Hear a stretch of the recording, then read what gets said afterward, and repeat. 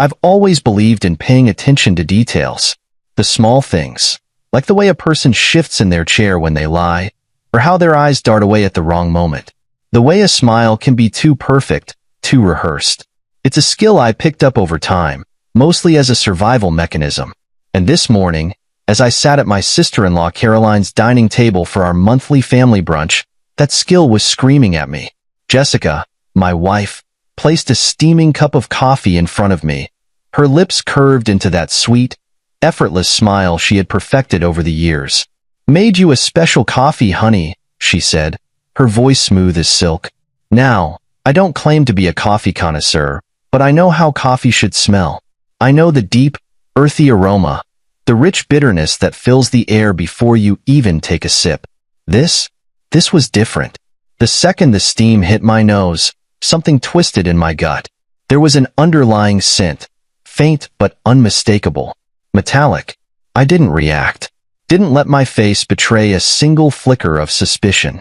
Instead, I picked up the cup, swirling the dark liquid gently, pretending to appreciate her effort. "How sweet," I murmured, offering a small smile in return. Jessica's eyes flickered, just for a second, barely noticeable, unless you were looking, unless you knew what to look for. Across the table, Caroline stirred her own coffee lazily, her long nails tapping against the porcelain. She always played the role of the casual observer, watching, waiting, pretending she wasn't in on whatever was happening behind the scenes. I had learned the hard way that with these two, nothing was ever casual. Over the past year, I'd been sick more times than I could count. Stomach pains that kept me doubled over in bed. Nausea so intense I could barely stand. Emergency room visits with doctors scratching their heads, unable to explain why my body was betraying me. And always, it happened after a meal prepared by Jessica or during one of these brunches at Caroline's house. Coincidence? Maybe once. Maybe twice. Not this many times. I had theories, of course. Wild, twisted suspicions that any sane man would dismiss. But I'd learned that ignoring the signs didn't make them disappear. So today, I had a plan. I reached for my phone, pretending to check a message. Then, with a perfectly timed stumble, I bumped the table, just enough to make the cups clatter, just enough to create a moment of chaos. "Ah, damn," I muttered, steadying myself. Jessica's hand shot out, her fingers gripping the table's edge. A natural reaction, maybe, but her eyes went straight to my coffee cup. Not me, the cup. That told me everything I needed to know. As I straightened, I reached out, switching my coffee with Caroline's. It was quick, effortless. The kind of move you learn after years of playing defense in a game you never signed up for. Caroline barely glanced up, too absorbed in whatever she was typing on her phone. Jessica, though? She noticed. She recovered quickly, forcing another smile. But I saw the moment of hesitation, the way her throat worked as she swallowed. "Careful, honey," she said, her voice light. "Don't be too clumsy. Wouldn't want you spilling that special coffee I made just for you." I chuckled, lifting the new cup to my lips, pretending to sip. The scent still lingered in the air, twisting my stomach into knots. But now, it wasn't my problem anymore. I placed the cup back on the table, watching, waiting. 30 minutes. That's all it would take. Caroline didn't know it yet, but she was about to become the proof I needed. The proof that my own wife was trying to poison me. 30 minutes. That's all it took. I sat there, calm and patient, watching as Caroline's fingers trembled slightly around the handle of the coffee cup. At first, it was subtle, barely noticeable, just a slight hesitation in her grip. But I saw it. I saw everything. Jessica sat beside me, her body stiff despite the relaxed smile she kept plastered on her face. She was watching too, though she tried to pretend otherwise. Every few seconds, her gaze flicked toward me, then toward Caroline, then back to me again, like she was expecting something to happen. The only problem? It wasn't happening to me. Caroline let out a breath, shifting in her seat. She rubbed her fingers against her temple like she was trying to shake off a headache. "Ugh," she muttered under her breath. "I feel weird." Jessica turned her head sharply, her smile faltering for just a second. "Weird how?" Caroline frowned, blinking a few times. Her normally sharp eyes looked unfocused, like she was struggling to keep up with the conversation. Just off. My hands feel tingly, she murmured, flexing her fingers. And my stomach. Jessica's fingers curled around the edge of the table. Her knuckles were turning white. Maybe it's just the heat, she said quickly, forcing a chuckle. Or maybe you didn't eat enough this morning. I leaned back, resting my arm casually along the chair, pretending to be oblivious. Inside, my pulse was pounding. I knew that reaction. I'd lived it too many times. The nausea that starts as a pit in your stomach, spreading like an invisible sickness. The dizziness that makes the world tilt slightly, just enough to disorient you. The tingling in the fingers, the sudden weakness in the limbs. I'd felt all of it before. And now, Caroline was feeling it. I glanced down at the coffee cup in front of me, the one that should have been mine. It was still untouched, the steam curling lazily into the air. That strange metallic scent still lingered, taunting me. Jessica's hand reached toward her own cup, but she didn't drink from it. She was watching, waiting. I saw the moment realization hit her. Her breath hitched, her back straightened, and for just a second, just a fraction of a second, her eyes widened in horror before she masked it. Oh, she knew. She knew. This wasn't an accident. This wasn't just paranoia on my part. She had planned this. She had expected me to drink that coffee. And now, as she watched Caroline's body betray her, the weight of her mistake was sinking in. The coffee was poisoned, and she had poisoned it. My own wife. I turned to Caroline, studying her carefully. Her breathing had quickened slightly, and her fingers were now gripping the table as if to steady herself.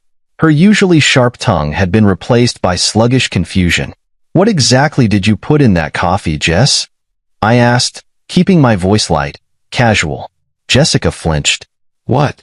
Caroline doesn't look too good. I gestured to her sister, who was now pressing a hand against her stomach. And it's strange, because that's exactly how I've felt. Oh, let's say the last 5 times I've had a meal at your sister's house. Jessica laughed, but it was forced, too high-pitched. Nathan, that's ridiculous. Is it? I tilted my head. Because I've been hospitalized, 3 times in the last 6 months? All with symptoms no one could explain. And now, I don't drink the coffee, but Caroline does, and suddenly, she's sick? That's quite the coincidence, don't you think? Jessica's throat bobbed as she swallowed. You're being paranoid. Caroline let out a soft groan, rubbing her forehead. Jessica. Her voice was quieter now, almost breathless. What was in that coffee? Jessica's mask cracked. It was brief, barely a flicker, but I saw it. A glimpse of something raw, something panicked. Caroline, don't be ridiculous. It's just coffee, she snapped, a little too defensively. Caroline blinked up at her, her face pale. No, I said, standing up slowly. It's not just coffee. And you know that, don't you, Jessica? Her eyes darted toward me, then toward Caroline, then back again. Trapped.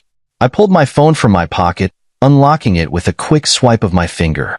The recording app had been running since the moment she set that cup in front of me. See, here's what's going to happen, I said evenly, my voice carrying across the table. I'm going to call an ambulance. Caroline is going to get the medical attention she needs. And then, I'm going to make sure they run a full toxicology screen. Jessica's hands clenched into fists. You're blowing this out of proportion, she hissed. Am I?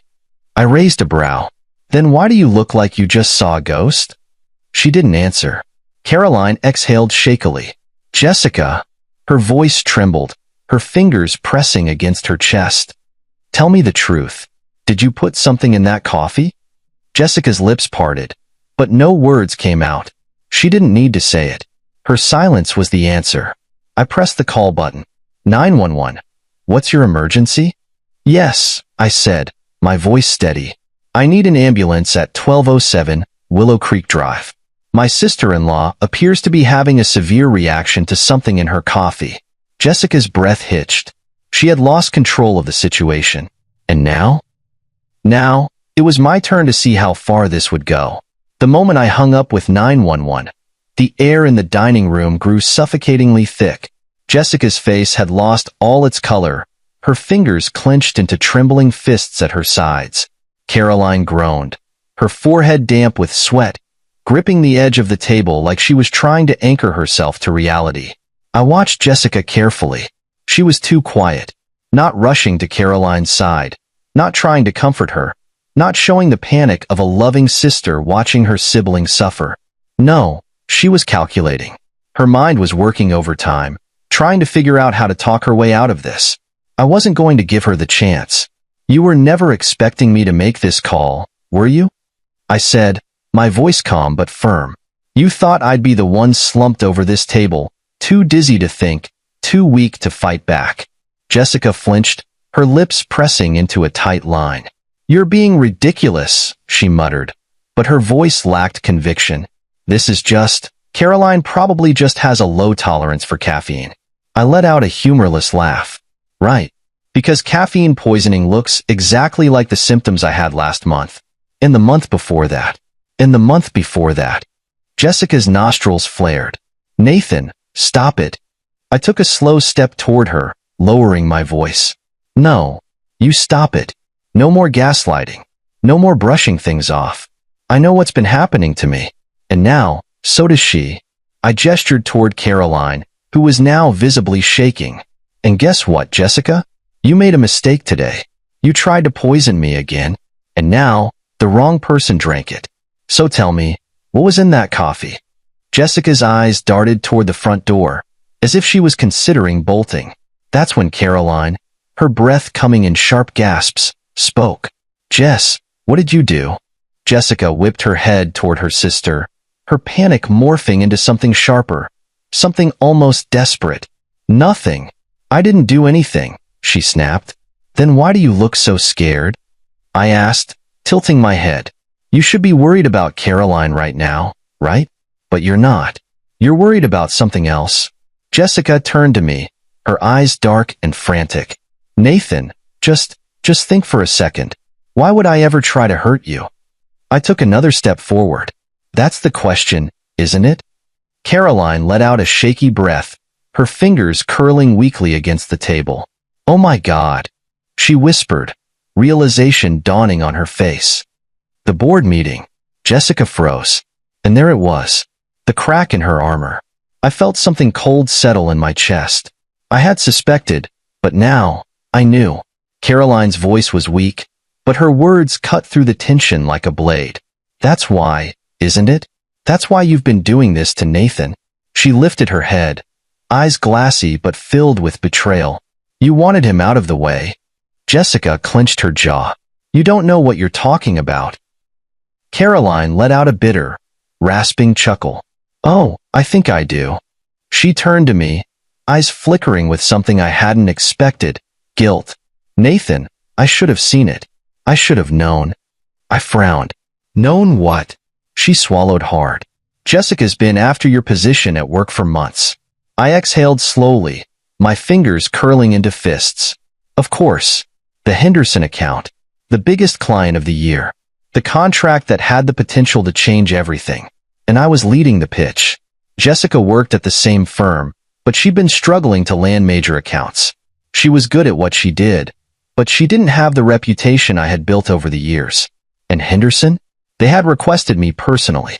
She must have seen it as a threat. She must have thought I was in her way. Caroline's voice was thick with regret. She kept saying how unfair it was that you were stealing opportunities from her. How she was the one who deserved to be handling the firm's biggest clients. She let out a breathless, humorless laugh. I thought it was just talk. I didn't know she'd actually... Her voice broke off with a pained shudder. Jessica's hands were trembling now. It wasn't supposed to be like this, she whispered. I stared at her. What wasn't supposed to be like this? She looked up at me, something raw and desperate in her eyes. You weren't supposed to figure it out. A cold, empty silence stretched between us. You were just supposed to miss the meeting, she admitted, voice barely above a whisper. Just one meeting. Just one. So they'd think you were unreliable. So they'd let me take the lead instead. Her voice cracked. But you kept bouncing back. No matter what I did, You kept showing up. And then they gave you the next big account. And then the next. And the next. Her breath came in short, angry gasps. Do you know what it's like to work twice as hard, only to be overlooked again and again? She snapped, her voice rising. To have everything you deserve handed to someone else? I stared at her in disbelief. Deserve? You think you deserve my job? Jessica's face twisted with something ugly. Yes, she spat. I do. Because I work just as hard as you. But nobody ever notices me when you're in the room. I'm always just Jessica. Just another employee. Just your wife. Asterisk. She let out a shaky breath. I thought if you got sick just once, just one time, I'd finally get my chance. My stomach turned. Caroline let out a wheezing, pained laugh. Well, congratulations, she croaked. You got your chance. And now, you're going to prison for it. Jessica's face twisted in panic. Caroline, no. I didn't mean for this to happen. Shut up, I snapped, my voice like ice. Jessica flinched. I pulled my phone out again, tapping the screen. I recorded everything, I said coldly. You just confessed to poisoning me. Her eyes went wide. No, I didn't mean. Doesn't matter, I interrupted. You said it, and the police are already on their way. Jessica's face twisted into something I barely recognized. A mixture of rage, panic, and sheer disbelief. You, she started, but the distant sound of sirens cut her off. Her head snapped toward the window, her hands shaking violently now. Caroline exhaled shakily. You're done, Jess, she whispered. It's over. And for the first time since this nightmare started, Jessica realized she had lost. The sirens grew louder, and Jessica's breath quickened.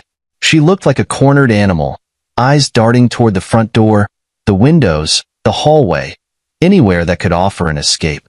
But there was nowhere to run. I didn't take my eyes off her as I stood by Caroline's side, gripping my phone like it was my lifeline. Because right now, it was. A moment later, the paramedics burst through the front door, their voices brisk and professional as they moved toward Caroline. What are her symptoms? One of them asked, already kneeling beside her. She's dizzy, weak, nauseous, I listed, stepping back to give them space. Her hands have been shaking. She's having trouble keeping her balance. Caroline groaned as one of the medics checked her pulse, then flashed a light into her eyes. Her pupils are dilated, he murmured to his colleague. Possible toxic reaction. Jessica stood frozen in place, watching with wide eyes. Ma'am, the paramedic turned to her. Do you know what she's ingested? Jessica's mouth opened and closed. No words came out. I do, I said calmly. She drank my coffee, the one my wife made specifically for me. The paramedic glanced at Jessica, his face unreadable. Do you know what was in it? Jessica's lips trembled. I just made regular coffee, she whispered. I pulled out my phone and pressed play on the recording. Jessica's confession echoed through the room. You were just supposed to miss the meeting. Just one. So they'd think you were unreliable. The paramedic's head snapped up. His expression shifted immediately. What had been neutral concern turned to something much more serious. We need to get her to the hospital now. Two medics lifted Caroline onto a stretcher as she whimpered in pain. I'll ride with her, I said quickly. Jessica took a step toward me, her face pale. Nathan. I turned on my heel and walked away, leaving her standing there as the police car pulled into the driveway. The ride to the hospital was tense. Caroline's breathing was shallow, and every few minutes, she shivered violently despite the blanket wrapped around her. I sat beside her, watching helplessly as the medics administered oxygen, monitoring her vitals. Nathan, her voice was faint. You knew, didn't you? I swallowed. I had my suspicions. She let out a weak, bitter laugh. Guess we both learned the hard way. I didn't respond. There was nothing to say. The moment we arrived at the hospital, nurses rushed her into a treatment room while a doctor peppered me with questions. What she ate, what she drank, when the symptoms started. I told them everything. Then I handed over my phone. I recorded her admitting to it. I told the attending physician. Check Caroline's toxicology report. I'd bet my life this isn't the first time my wife has done this. The doctor's expression darkened. "We'll run every test necessary." 2 hours passed. I sat in the waiting room, my hands clasped together, my thoughts spiraling. I replayed everything in my head. The months of illness, the lies, the dismissals, the careful way Jessica had orchestrated it all. The pieces fit too well. She had planned this. Every single step of it. She hadn't just wanted me to miss one meeting. That had been the start. But when that failed, she had escalated. Each time, the symptoms grew worse.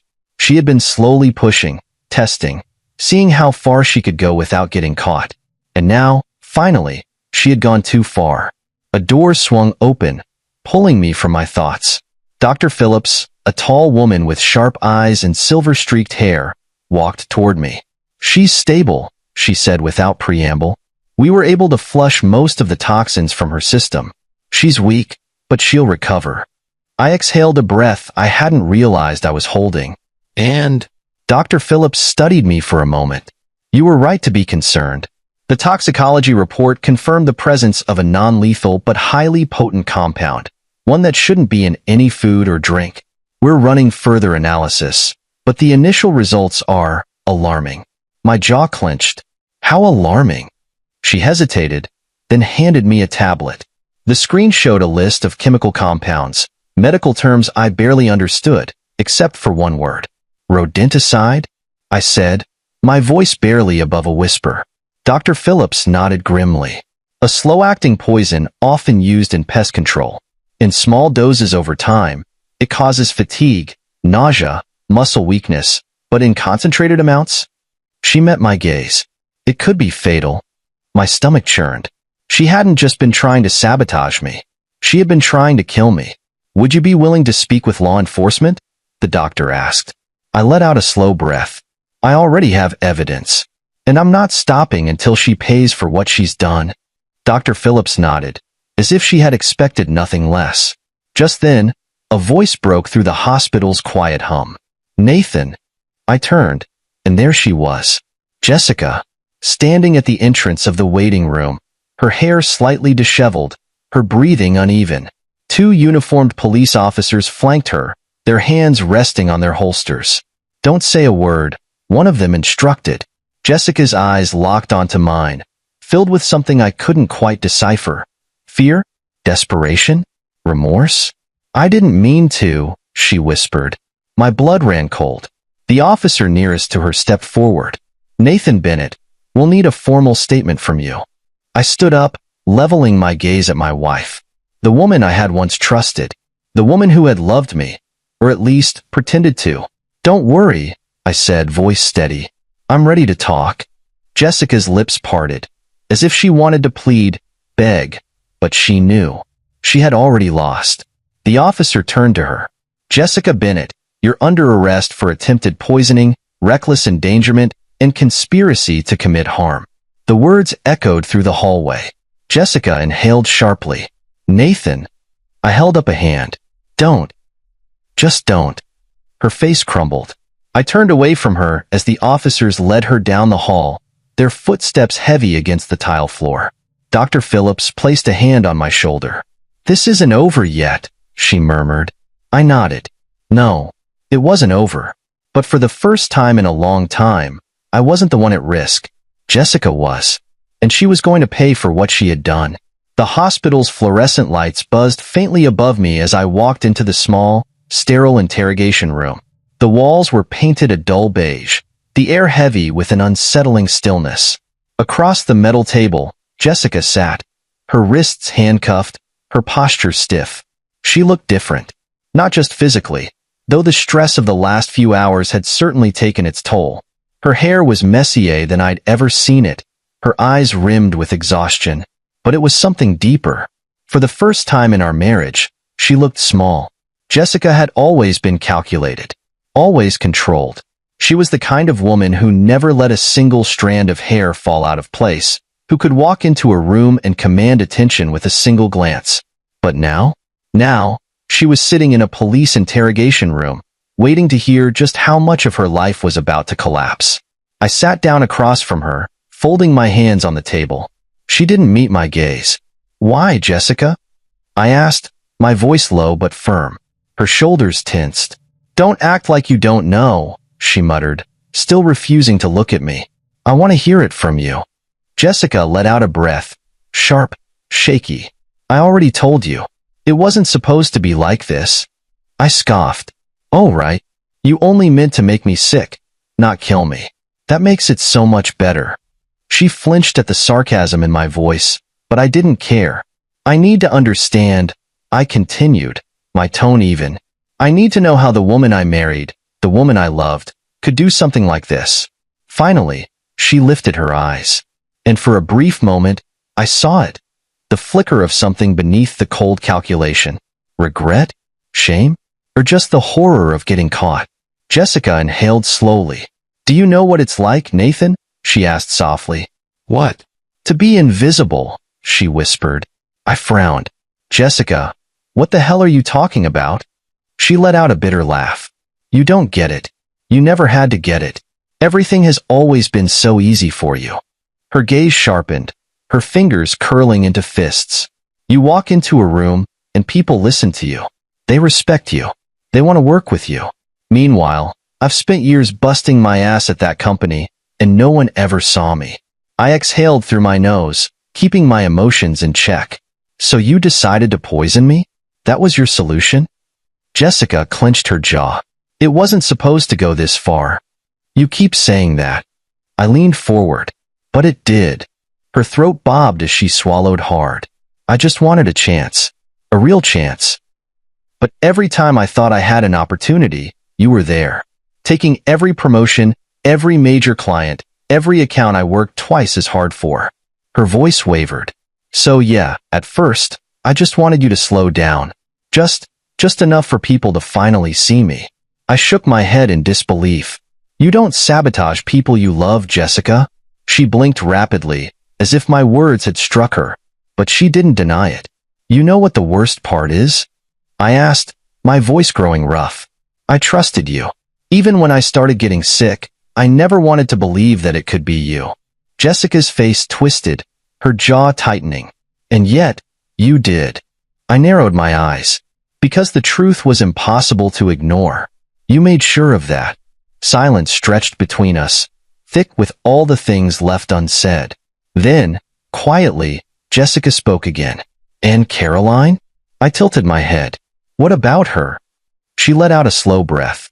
"Is she going to be okay?" For the first time since this started, Jessica looked genuinely afraid. Not for herself, but for Caroline. "She's stable," I said carefully. "But she could have died, Jessica." Her lips parted slightly, her hands trembling against the table. "She wasn't supposed to drink it," she murmured, almost to herself. "It was never meant for her."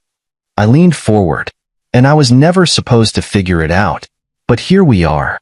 Jessica's gaze met mine, and for the first time, I saw real remorse in her expression. But it wasn't enough. Not even close. "Do you regret it?" I asked. She exhaled sharply. "Getting caught?" "Yes." I let out a cold laugh, shaking my head. "Of course. Because if I had just gone along with it, if I had kept drinking whatever you put in front of me, I'd still be sick. You'd still be winning. Right?"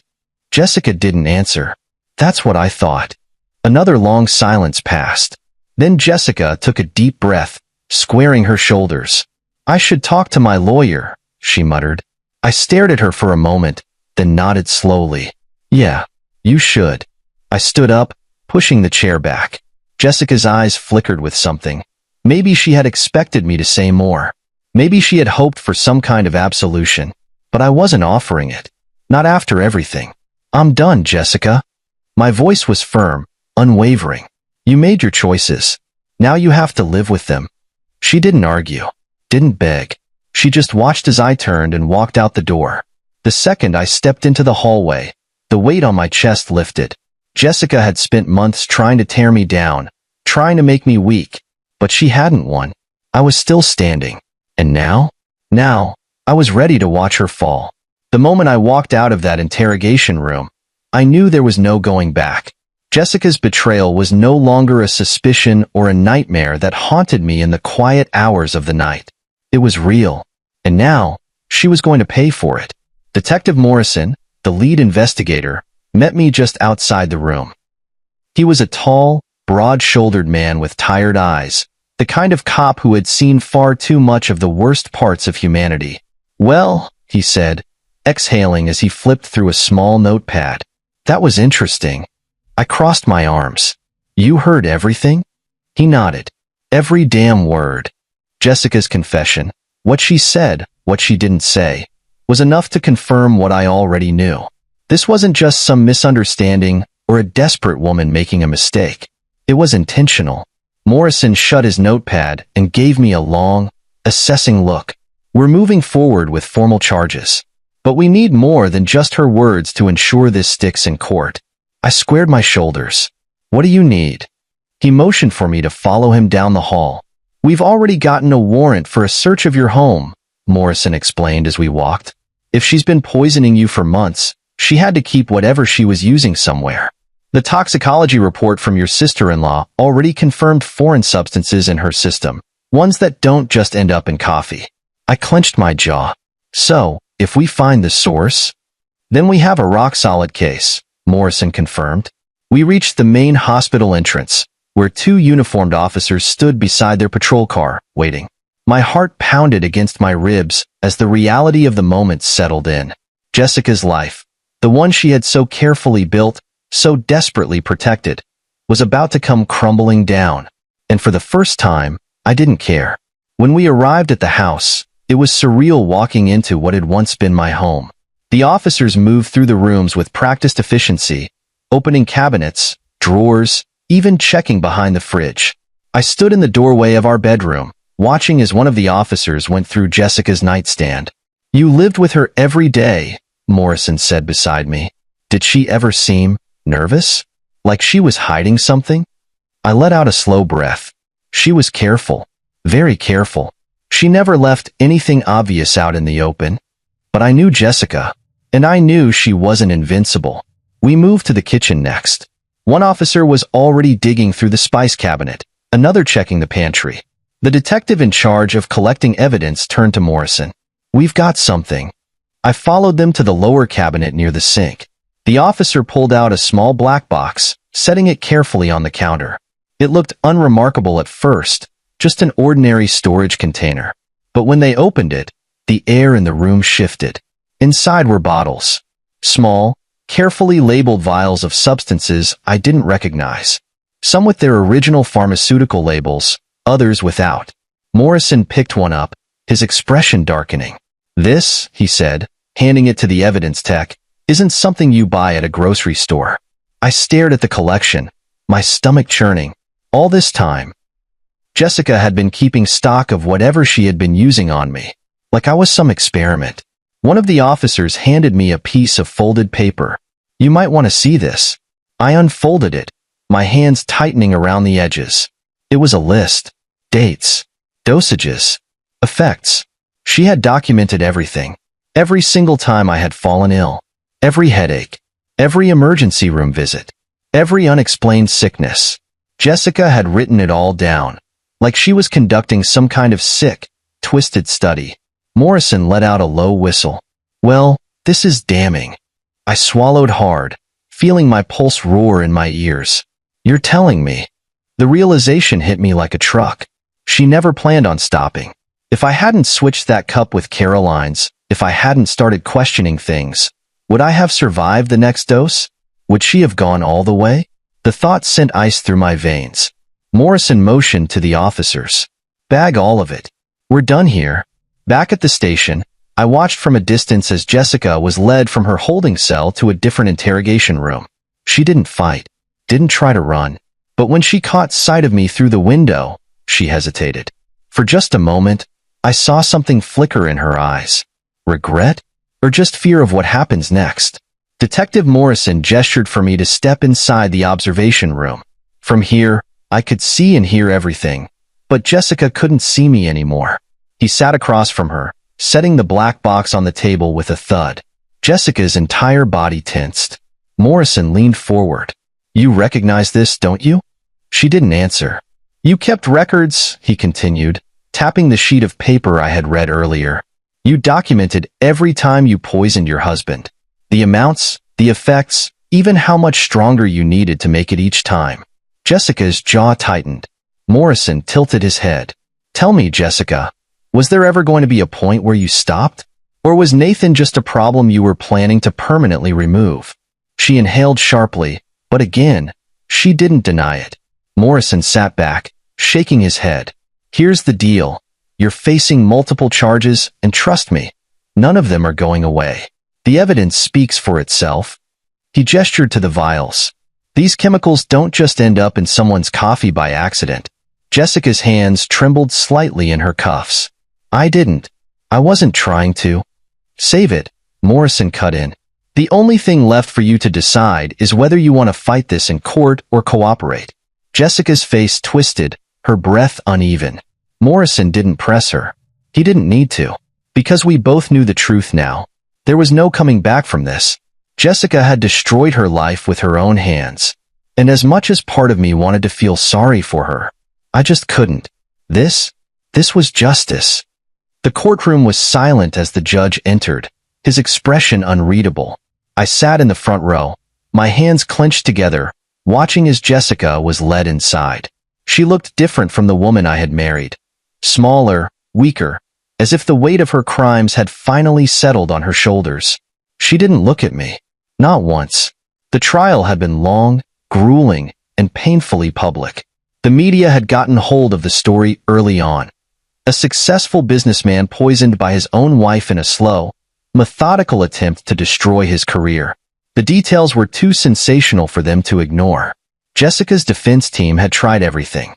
They painted her as a woman driven to desperation, overshadowed by her husband's success, pressured by a competitive industry.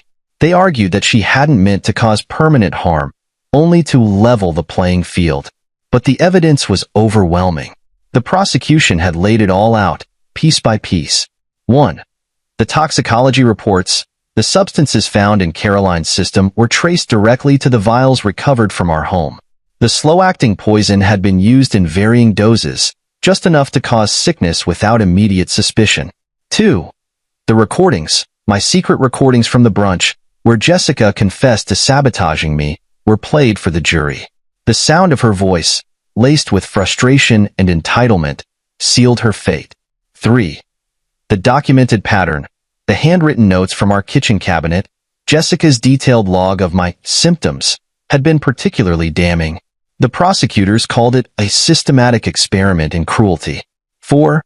The witness testimonies, Caroline had taken the stand, her voice shaking as she recounted how Jessica had dismissed her concerns over the years. My colleagues from work testified about my unexplained illnesses, my declining health, and how Jessica had subtly planted doubts about my reliability. When the lead prosecutor delivered his closing statement, I knew it was over. This was not an accident, he said firmly, pacing the courtroom floor. This was premeditation. Jessica Bennett did not act out of desperation. She acted out of calculation. She saw an obstacle in her husband, and instead of working harder, she tried to eliminate him. Jessica sat stone-faced as the jury was dismissed to deliberate. It didn't take them long. 2 hours later, they returned. The judge asked the foreperson to read the verdict. My heart pounded in my chest. We, the jury, find the defendant guilty on all counts. Jessica inhaled sharply, her mask finally cracking.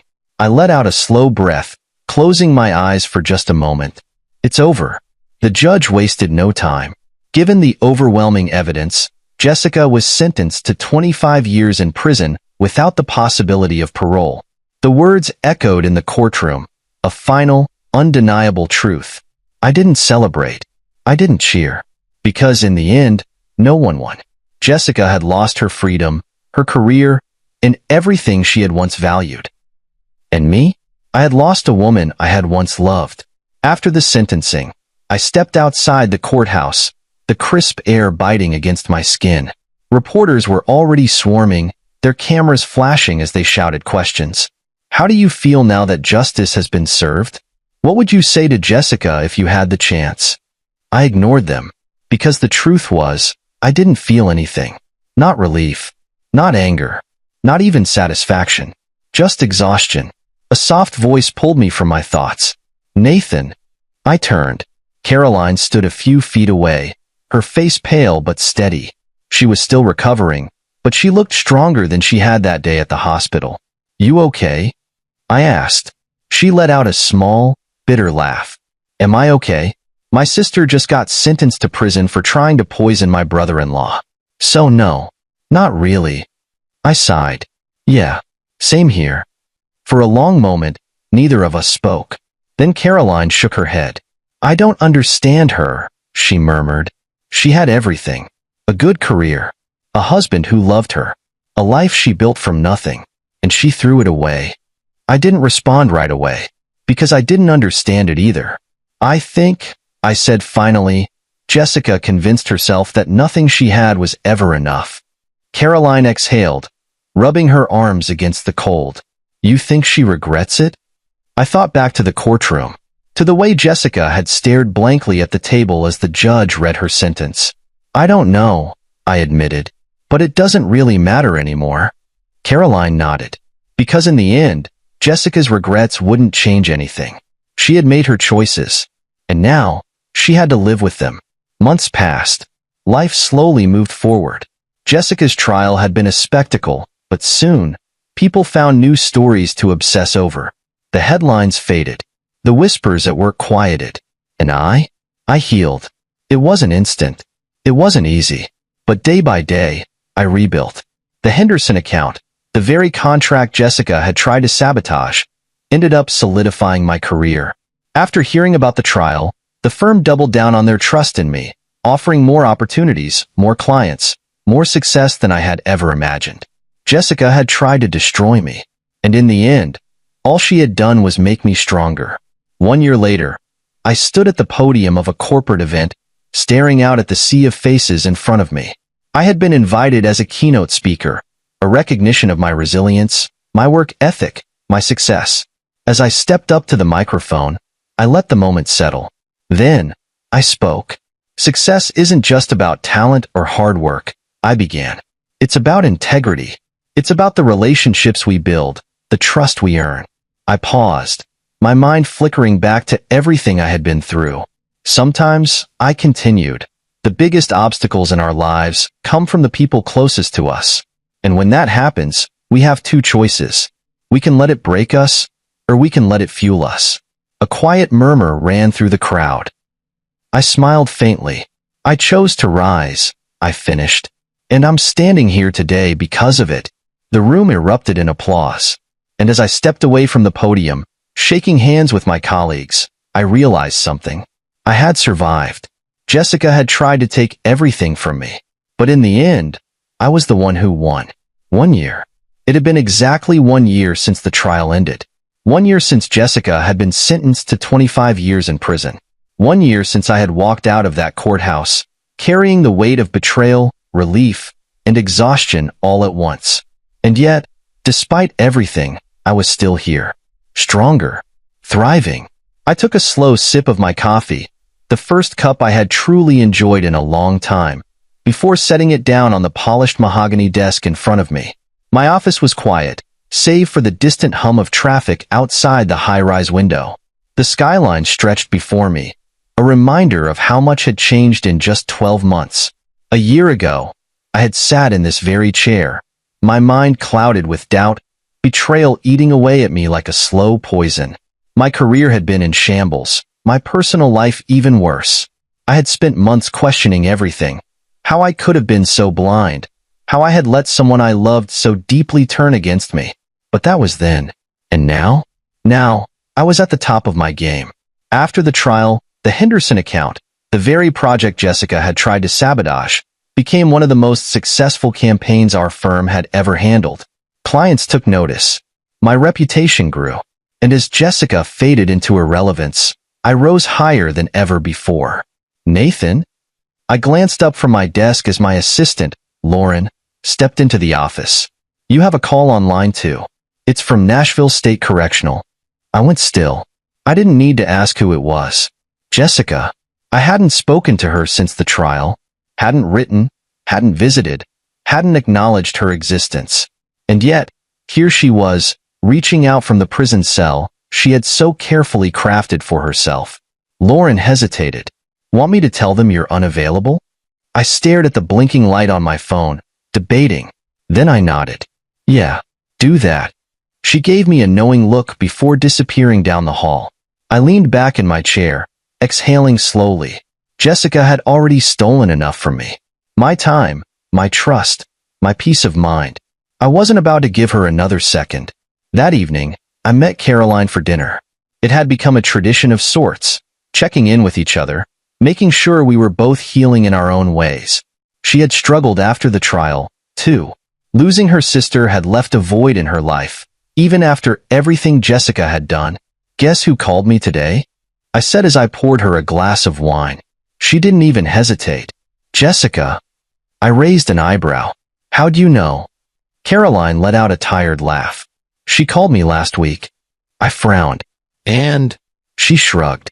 Begged for forgiveness. Said she regretted everything. Asked if I could help her get an appeal. I scoffed. An appeal? After everything? Caroline swirled the wine in her glass. Yep. She swears she wasn't in her right mind. That she never meant to hurt you. I studied her carefully. Do you believe her? She hesitated, then sighed. I think she regrets it. But not because she's sorry. I think she regrets getting caught. I nodded. That was exactly what I thought too. Caroline tilted her head. Are you going to visit her? I let out a short laugh. Not a chance. She didn't argue. Instead, she raised her glass. To moving forward? I lifted mine in return. To moving forward. Months passed. The media stopped talking about Jessica. People stopped whispering about the trial. And I stopped thinking about her. For the first time in years, I could wake up without feeling like I had to look over my shoulder. I could go to work, meet with clients, live my life without fear. One afternoon, as I prepared for yet another high-profile pitch, my phone buzzed with an email notification. I almost ignored it, until I saw the subject line. Henderson account, contract renewal. I opened it immediately, scanning the message. They were extending their contract for another 3 years.